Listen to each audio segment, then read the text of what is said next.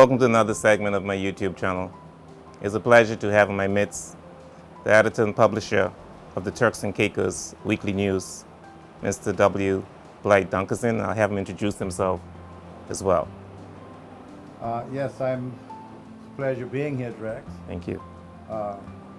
Usually I'm not used to being on this side of the camera, but what a beautiful day it is in paradise. Yeah, my name is William Blythe Duncanson. A lot of people only know me as Blythe. I was born in North Caicos, moved to the Bahamas in the late 50s, I would say.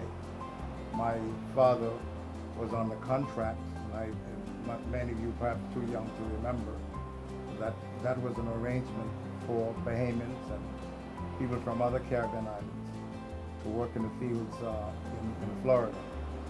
And many Turks and Caicos Islanders went through the Bahamas and went on the contract.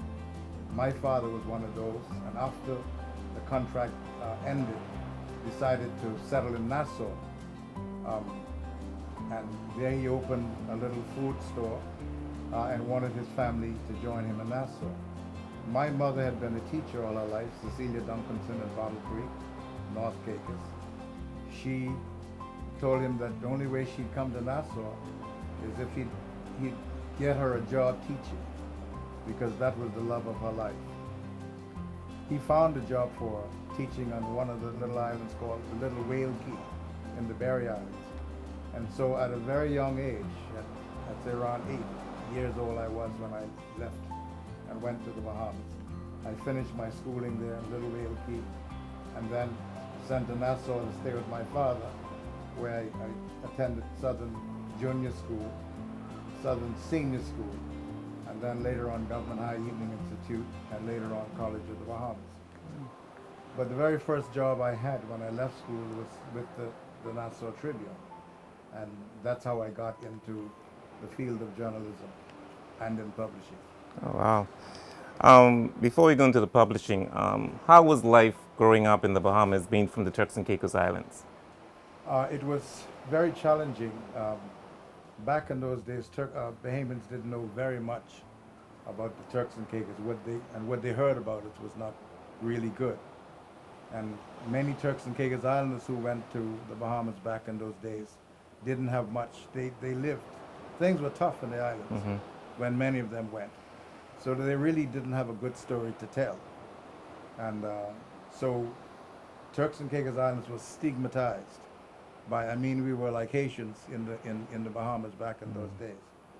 But it's totally different now. Bahamians, when you go, in fact, we go through Nassau, the airport in Nassau, and everyone is happy to say, I have a relative, I have an uncle, I have an aunt, I have a friend, somebody from the Turks and Caicos Islands. They accept us as one of their islands, as members of the family islands. So that attitude has entirely changed now. That is awesome. I mean, I have a lot of family members there as well, and it has changed a lot, and it's good for the positive, because we see a lot of Bahamians now are coming to Turks and Caicos, who parents or grandparents are from, you know. And people who would surprise you. Many of them I went to school with didn't know they had any Turks Island connection. In fact, when the guys would tease me, they'd join in with them and teasing me, only to find out that they had a mother, a father, or an uncle, or an aunt from the Turks and Caicos. Yeah, I guess the parents didn't tell them at that time, because they sort of hid it. Or many of them knew, but they knew that it was, there's something you just didn't talk about. You see?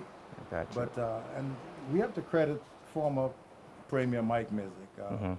Mike has had his problems, but I think we have to give him his dues, because it was actually Mike Mizik, I think, that paved that way and that developed that relationship between the Bahamas and Turks and Caicos. Because I remember when I started the newspaper back in 1982, there were lines when you came into the airport in Nassau. There were like 3 lines. You had an international visitors line, you had a regular visitors line, and you had a returning residence line. And coming from the Turks and Caicos, we'd have to go on the regular visitors line. And then after Mike started, when Mike came to power and he developed this strong relationship between Bahamas and Bahamians, and Mike started introducing some very progressive programs. That Bahamians were, they were just excited about Yeah. this guy. You know That's what my I mean? right. Yes. And young, dashing leader, you know, very progressive, you know, and he was promoting the Turks and Caicos Islands in a way that no one else but Mike could really do, you know, and you come in and we notice the change. Right. You coming on and you go on a visitor's line and they'd be calling you in to the family line. That is true. I said, well, you know what happened? I said, I thought this is for family. And said, yeah, you guys are a family now. So that attitude has changed. When you go through the Bahamas, you can wear the biggest TI sticker you want to. They're calling you into the line and they treat you just like you were coming from one of the family islands in the Bahamas. I mean, at the end of the day, you know, we're one family. And geographically, Yes, exactly. And apart from the fact that many Turks and Caicos Islanders went to the Bahamas, especially after the salt industry died, historically we are one country. When Columbus discovered the Bahamas in 1492, he discovered the Turks and Caicos Islands. that's right. Now, they used to give us in history in the Turks and Caicos that we were discovered by one Ponce de Leon. Ponce de Leon came, must be some 50, 1512, I think. 50, yes, 1512, 1524, somewhere around there. Long after Columbus had discovered these islands. So he may have rediscovered it, but Columbus made the original discovery. As a matter of fact, there have been a number of theories that have been advanced that Columbus actually made his landfall in Grand Turk. Yes. And our argument is as good as the Bahamas, as anybody else's argument.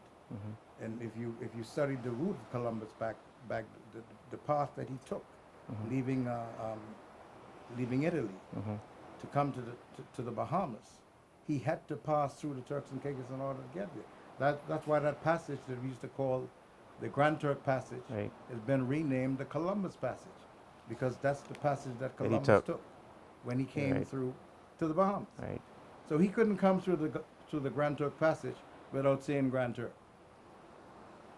Makes sense. You see? Makes a lot of sense. For the longest, the Bahamas didn't know exactly where Columbus landed. They weren't sure. They used to say he landed in Samanaki. One point they were saying he landed in Cat Island. There's another time they say he landed in San Salvador. So they wasn't sure where. Which island? They still not sure.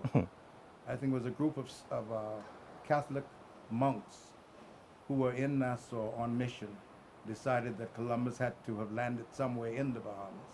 And so they put a monument in San Salvador and call it Columbus Landing, which the world had recognized as the landing of Christopher Columbus. I guess because they promoted it. Because they promoted it. We could have done the same thing in Grand Turk, but we never did. And you can't really change history. Absolutely right. But you know, it doesn't matter to me where Columbus landed in the Bahamas.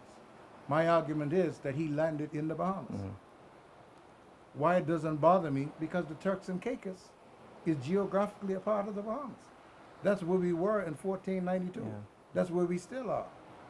When Sir Lyndon Pending visited these islands, I think it was in '86, and I met him at a social gathering that evening. And I said, Sir Lyndon, welcome to the Turks and Caicos. I said, how do you feel? He said to me, he said, Blythe, he said, this is the Bahamas. He said, I followed the whole chain of islands coming down. The necklace of blue, all the way down into our southernmost island, Turks and Caicos. I said, no, I said, we had the entrance. I said, because for Columbus to reach where they got to you, he had to come to us first, and then go to the Bahamas. So I said, so welcome to the gateway of the Bahamas. I think our former premier used to say, the Bahamas is part of Turks and Caicos. They turn it around, you know. Mr. Duncanson, you are considered, in my personal opinion, that you're a trailblazer in publication, media work in the Turks and Caicos Islands. In fact, I'm not aware of other Turks and Caicos Islanders in this field. And what prompted you to return to the Turks and Caicos Islands? That's a very interesting point. You know, I have always been interested in newspapers. My mother was a teacher, but she was an avid reader, and she liked the Tribune because she enjoyed reading Sir Etienne Dupuch's editor. He was the Okay. editor and publisher of the National Okay. Tribune. Okay. She just never went to sleep without reading his editorial reading. Really? I decided back then that anyone that could engage the attention of my mom every night, and that late in the night reading his editorial, I wanted to be like him. So I decided very early I was going to be a journalist. I didn't know what it took, but I was going to be a newspaper man.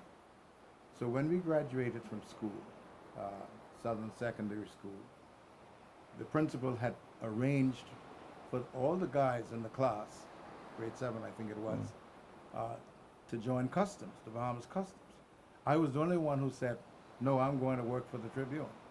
I didn't know the Tribune had a job for me. I just said, I'm going to work for the Tribune. But I prepared amazing. myself because I was good in writing. I had won the FOB, which is called the Friends of the Bahamas Good Friends Guild.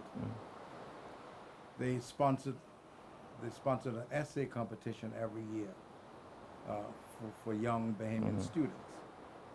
And I had won that essay that year. I remember the topic. Even though you're not a Bahamian. Even though I'm not a Bahamian, they didn't ask what I was. Okay. I just entered the competition. You know, I mean, they asked the school to submit some of their best writers, the best, what you call them, essay writers. Okay. And I was among the best. Yeah. You know, so my name was selected. Okay. And I entered, and I think I came second. Okay. Of the whole Bahamas. So when I went to the Tribune, when we left school, everyone went to customs. I went to the Tribune. I took my essay. I had my BJC, Bahamas Junior Certificate passes. I had my GCE, which was in English, GC Advanced in English and in art. I was very good in art. I also had some cartoons drawn up just in case they didn't need me in this department. I could get a job in the other department. You're prepared. Because I used to see these cartoons in the newspaper, and I thought that they had a team of artists working on these, doing these cartoons every day. I didn't know anything but no syndication and all that stuff. I didn't know that. So I was prepared to join the Tribune, come hell or high water.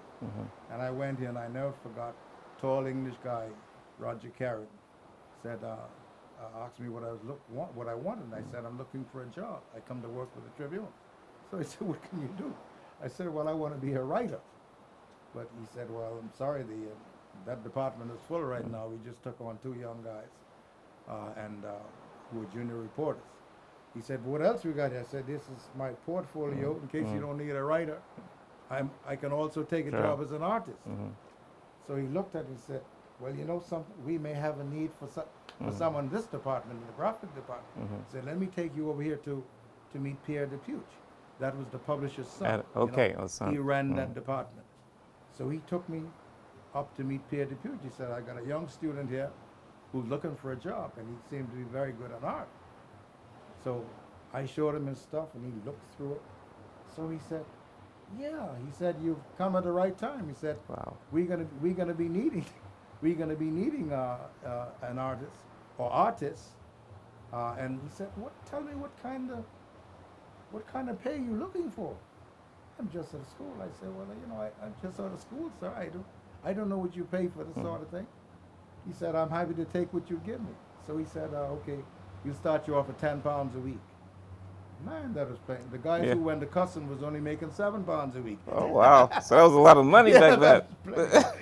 So he started me off. I said, no, I'm doing this. I said, I'm going to join the graphic department, and I'll be here for a number of years. But the first opening you get in editorial, I want to be transferred there because I want to be a writer. So he said, okay. That's what he said. Fine. Well, 4 or 5 years went by, and they never transferred me. And I was doing well in graphics, and they liked me there. But after the 6th year, I said, no, I need to learn. I can't forget my mission. I want to be a journalist. Right.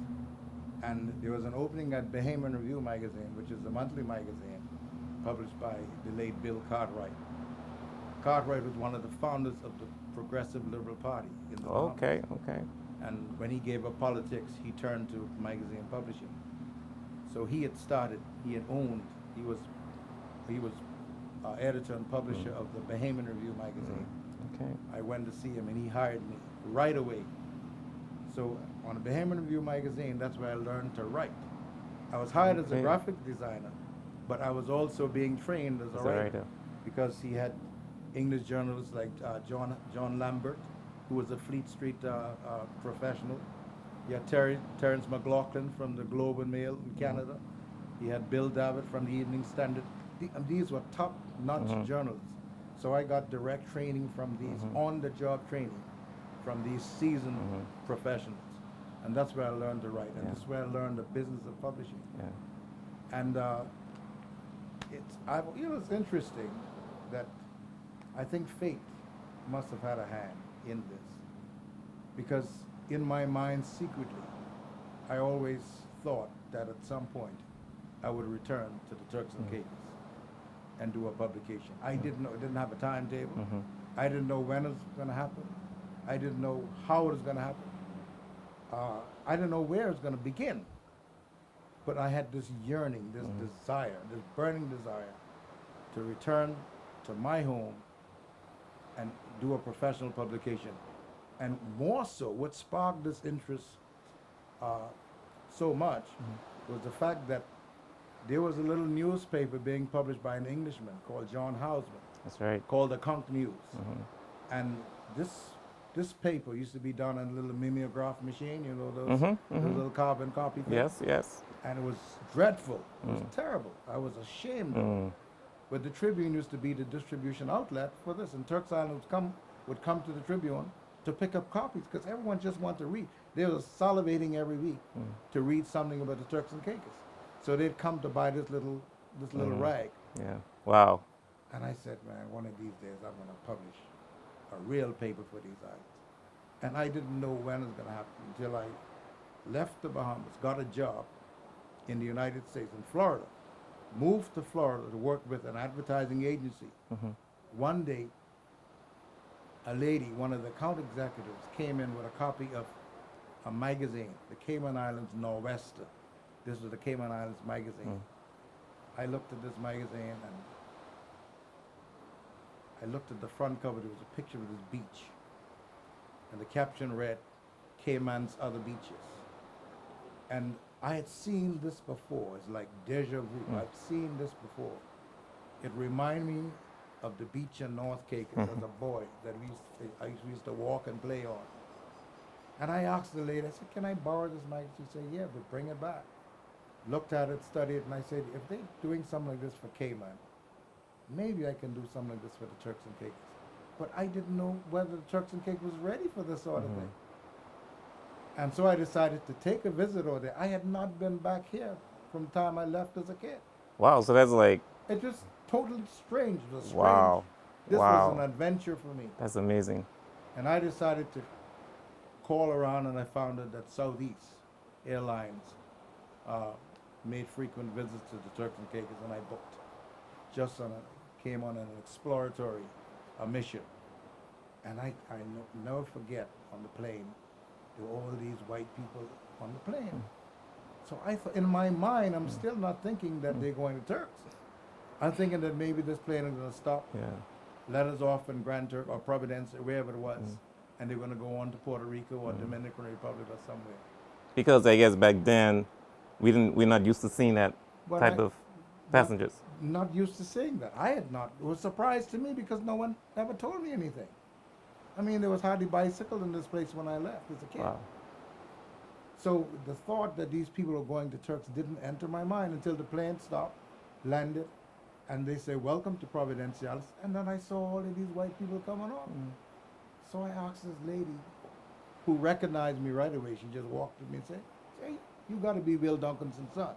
So I said, yeah, that's me. She said, boy, you say you're a splitting image of a man. Wow. So I said, tell me something. Where are these people going? He said, they're going to the hotels. I said, you all have hotels over here? She said, yeah, we have 3. Wow. She said, the Erebus, the Island Princess Hotel, and the Third Turtle. Turtle. I said, wow. So I went around, took a taxi, went around, looked at. Then I went into to try to find out which dinghy boat can take me to North Caicos. And she said, no, come this way. She said, this plane can take me to North Caicos. Wow. Plane took me to North Caicos. And they had the Prospective Whitby Hotel there. And you could see the beginning of Transformation. yes. You could see this. You could see the beginning of a society was forming right here in these islands. What year was that? This would have been in '79. 79. Okay? Then I came back again in '80. Took the first visit in '79. Came back again in '80. And the PNP had won the election. I never forget, November 10th, 1980. Norman Sanders became premier. Yes. But what was the Chief Minister. became not premier, chief minister. I had produced the manifesto for the PNP in that election. So I felt emboldened then to come back now and stake my claim as an islander. You know, I made my contribution.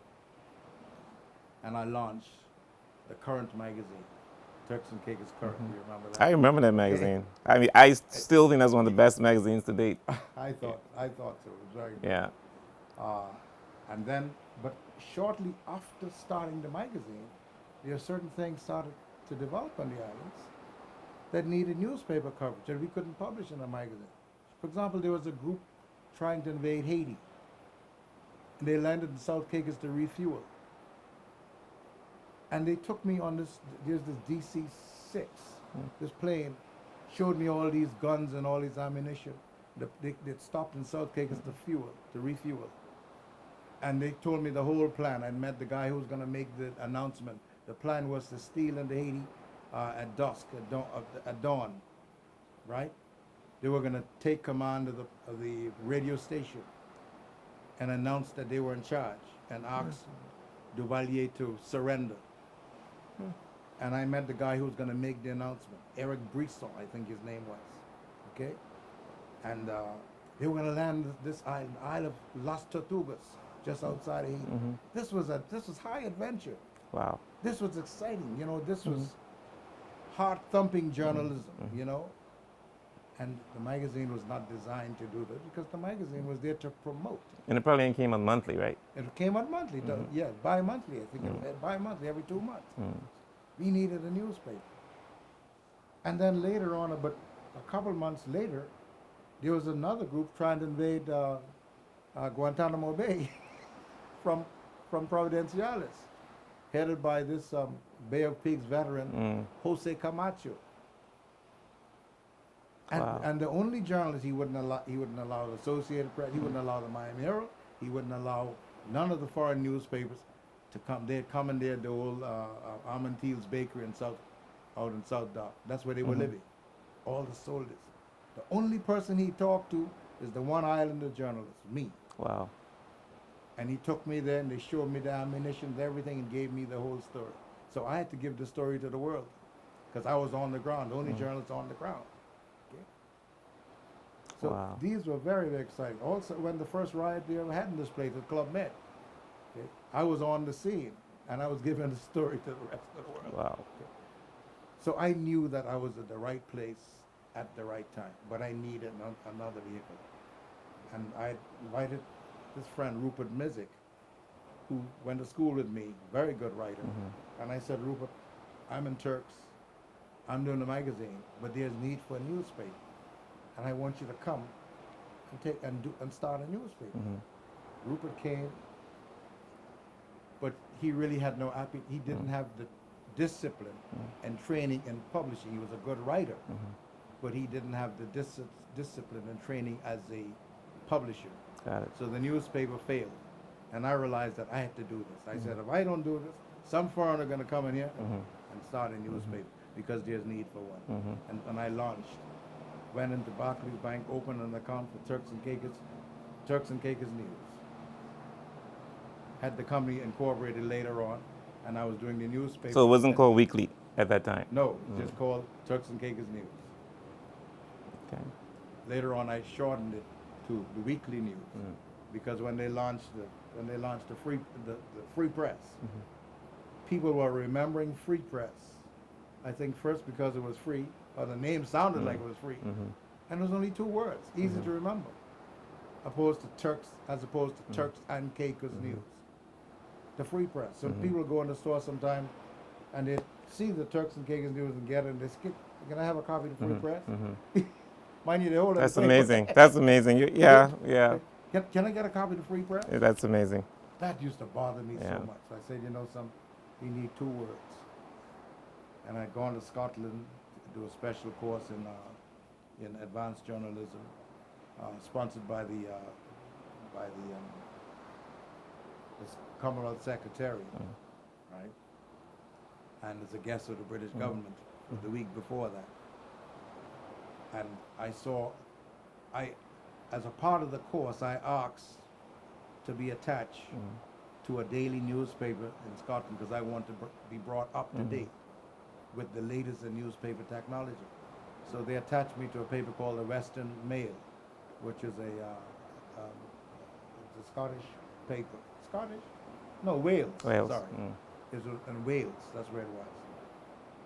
And they publish a number of little, in addition to this big daily, they publish a number of little smaller newspapers. And one day I picked up a copy of this paper they published called The Weekly News. Okay. And I said, this is it. This is what I need. I had the logo designed in Wales. And when I came back to Provo, I told Dan Malcolm, I said, listen, I want you to do me something just like this. This is what I'm going to rename this paper. The Weekly News. And then it caught on. But I still have Turks and Caicos News in our bank accounts, in the bank, Scotia Bank, Right. Turks and Caicos News. It is still registered in the books as Turks and Caicos News Limited. But people know it as That's amazing. That's how we. That's incredible. Yeah. But it's been a very adventurous journey. We launched the paper on July 7th, 1982. 82. Okay. So that would give us 38 years old. And I could give you lots of hair-raising stories about that last 38 years, but I'd spare you that for another edition. But Needless to say that it's been a worthwhile choice, okay, that I made. It was like some people are born for certain things. I was born for this. I believe so. I know it. You know, there's never been any doubt in my mind that this was a path that was chosen for me by God. I really believe that. I believe so too, and I think it's evident in the work that you do. It's very much evident. Now, we don't seem to have a lot of Turks and Caicos Islanders in this field. I mean, why do you think that is like that? I think it's because the culture is amazing how culture develops and people's appreciation. When the Turks and Caicos, I grew up in a time in the Turks and Caicos where when a kid left school, you had two choices. Either you go on the bank and you dive conch and lobster, or you try and go off to the States or go to the Bahamas. There's only three things you had to do, or two things, when you left school. Either go on the bank, or you went to the Bahamas, or you went to the States. For the males. For the males. The girls stayed home, became housewives. She'd marry someone who was on a contract or someone who was away, and he'd send money back home, and she'd be the homemaker until they come in to have babies, go back, come back, have some more babies, go back, and so that was the culture. Okay. So when the Turks and Caicos Islands started, these islands broke away from the Bahamas in 1848. You know what the issue was? Salt. They were getting most of our money, right? The Turks and Caicos was leading in the production of salt in the world. We supplied Washington's army with salt during the American War of Independence. Yep. To season their meats, they got salt from Turks and Caicos. We were contributing something like 25% to the whole Bahamian treasury. Wow. From salt. But the complaint was that we were giving more than we were getting. We were giving them all of this money, and we were getting nothing in return. Because all the money went into the Bahamas treasury. It's like Anagua, right? And now when that salt industry shut down, the Ericksons went to Anagua. Anagua has led over nearly 100 years now. Morton Salt and all of those companies. Anagua leads probably the world in salt production. Probably. Well, how many people live in Anagua? Yes. About 400 people. How many people live in the Turks and Caicos? We say 40,000, but I think WikiLeaks put our figure something like 52,700 people. It's 50 I something, think that 50 is- plus. We don't have 50,000 people here in the Turks and Caicos. We don't have one. We have nearly that many people living in the bushes. Thank you very much. But I guess they don't come. They don't come. No, though. they don't come. But You but they're can't- working. But they're working. That's right. Look at the cars in the evenings. When you're driving home from work, look at the cars on the road. Either we have 40 to 50,000 people here, or they're ghost driving these cars. Huh? I agree with you. I agree with you. Yeah. Somebody driving those cars, those vehicles, man. You have traffic jams and stuff like that. Anyway, the point was that the Turks and Caicos, when it started being developed, we had beautiful beaches from way back then, but no one appreciated beaches. There was no appreciation for beaches. We didn't. We have cemeteries on beaches. Yeah, exactly. But we put graves on that's Yeah, right. yeah. You see, that was our appreciation for the beach. It was soft land, easy to dig grave. Okay, and Turks and Caicos Islanders, when the salt industry died, and we started going to the Bahamas and places to find work. But what is the Bahamas doing? The Bahamas are building hotels on beaches like what we have here. It took Fritz Luddington, who had gone to the Bahamas in Exuma, had built a 2 Turtle Inn hotel in Exuma. He had a falling out with the Pinning administration, left Exuma, said he was going down to the Eastern Caribbean and see if he could find another island for him to develop. Flew over Providenciales and saw the beach down here, landed his plane, found out who was in charge. He found out that there was an Englishman, Wainwright. He was the administrator. Agreed to lease 2,400 acres of land, or more than that. I think can't- 4,000. 4,000 acres of land, right.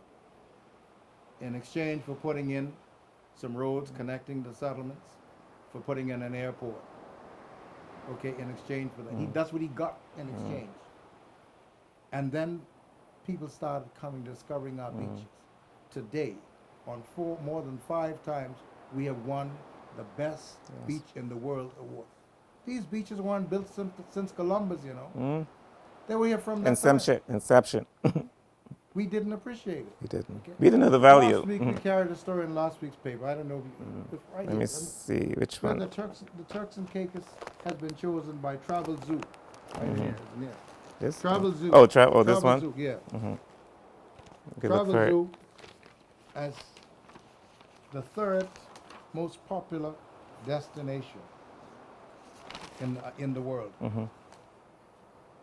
Where's that? Not that page. Let me see that page. It's one of these. You think it's in this paper? Yeah, it's in this paper. It's in this paper. Anyway, it's here somewhere. Okay. The point was that I was making is that the Turks and Caicos, in a survey that was done among American Visitors? to the Caribbean and among Canadian visitors, the Turks and Caicos came in 3rd. Okay, number 1 among American visitors. Number 1 spot to vacation was the U.S. Virgin Islands. Bear in mind, U.S. Virgin Islands is American, Yes. and they don't need passports to go there. So that should be number 1. So number 1. The 2nd most popular place to visit in the Caribbean was the Bahamas. The 3rd most popular place to visit in the Caribbean, Turks and Caicos. Amazing. This is in Travel Zoo and I pick up that story from the Nassau Guardian because the director of tourism for the Bahamas Right. was Release loaded. that? Yes, they released it. Okay. In Cuba, among the Canadians, The top spot for Canadian was Cuba. Second most uh, valuable, attractive spot in the Caribbean for Canadians was Dominican Republic. Third most attractive spot in the Caribbean, Turks and Caicos. Amazing. For this little island, that is significant. It's more than significant. You know? And this is post COVID-19. Okay?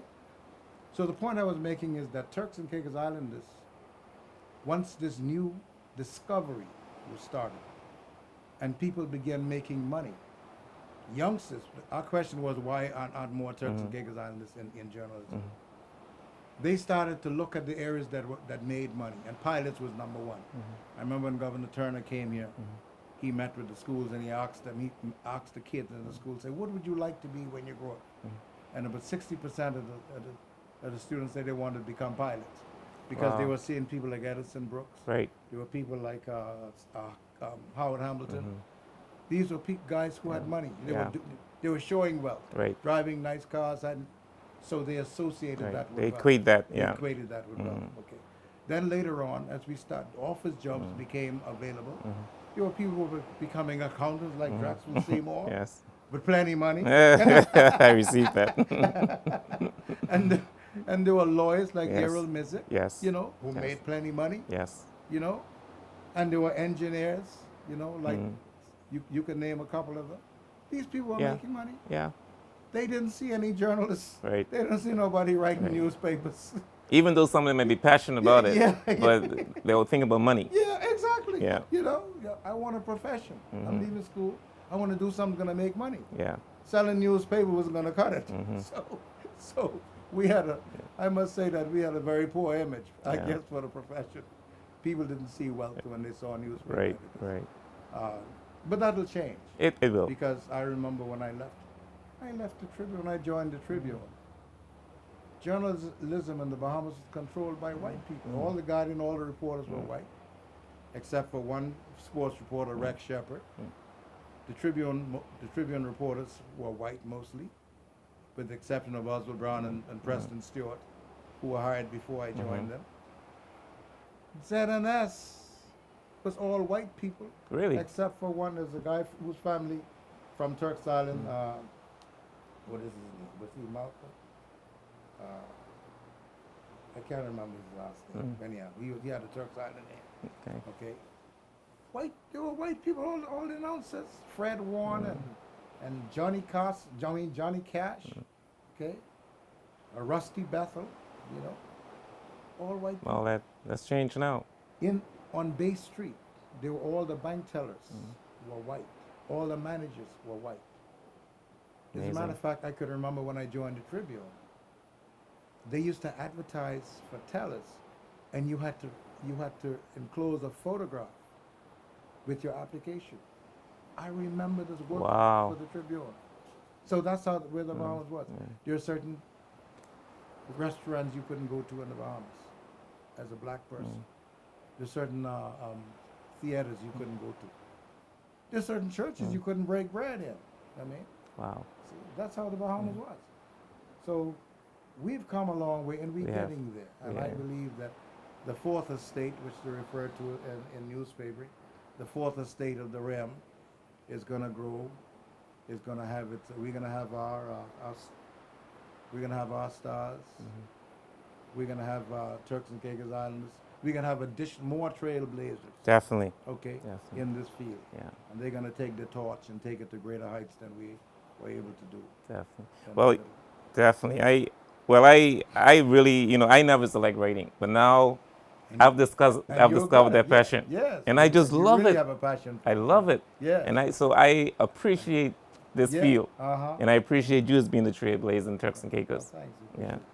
Do you have any closing remarks, Mr. Duncanson? For the Turks and Caicos, I love these islands. Yes. It was a rediscovery for me when I came home first in 1979. But to watch, this is the first time I have been able to watch a place grow and develop into a city. I watched Providenciales. When I first came here, this place didn't have a paved road. Wow. I remember my uncle used to work with Lowe's Hotel on Paradise Island. And he had encouraged, he met some Concrete Joe Bahamians connected with Abaco Grocers. They own a chain of supermarkets in the Bahamas. Okay. And they found out that he from the Turks and Caicos, and they're asking him whether the Turks and Caicos was ready for a supermarket. And he told them, say, yeah, man, so you all should go over there, look around, you know, and so forth. And they sent two Concrete Joe Bahamians, came and looked around, went back to Nassau and said, the place too hot and too dusty. Say, ain't nothing. Wow. Uncle David told me, say he was so embarrassed, so ashamed when the guys come back. Oh, wow. Say the place too hot and too dusty. Ain't nothing gonna happen over there. A year later, They regret that, brother. Clyde Stanbrook came here as a lawyer, saw an opportunity because the guy who established The IGA. IGA went bankrupt. And Clyde was able to pick it up, put a group together, brought a consortium out of England, put a group together, and bought the food market, which now must be over $100 million. Is the leading It's the is the leading supermarket. Branches in Grand Turk now. You go to Nassau, you don't find anything. Yeah. Okay. There's the people that come to just look at it and say it's a place to walk and do that's can't happen. So